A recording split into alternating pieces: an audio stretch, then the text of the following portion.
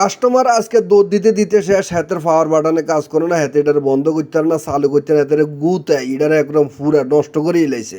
Original power button নষ্ট গেলে মার্কেটে আর যতই আপনি লাগান আগের মতো হবে না। আপনি যেটা আছে এটাকে আপনি সুন্দর করে কাভার করে যত্ন করে ব্যবহার করেন, সহজে নষ্ট হবে না।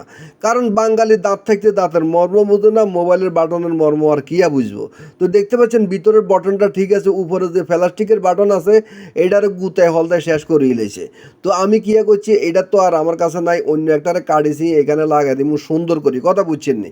তো আপনার যে যখন আপনি দেখবেন যে আপনার হালকা একটু ডিস্টার্ব করতে আছে, তখন আপনি একজন টেকনিশিয়ানের কাছে নিয়ে আপনার এই পাওয়ার বাটনগুলো ঠিক করে ফেলবেন। হরের অতিরিক্ত চাবা চাবির কারণে, জোর করে ঢুকানোর কারণে কিন্তু সব ফাড়ি ফুড়ি সদর বদর হয়ে যাবে, কথা বুঝছেন নি। হরেতে কিন্তু আর অল্প টাকায় কাজও না। তো দেখতে পাচ্ছেন আমি একটা বাটন সুন্দর করে লাগাই দিই, এখন কিন্তু ফিটিং করে দেখবো যে এটা চলে কিনা।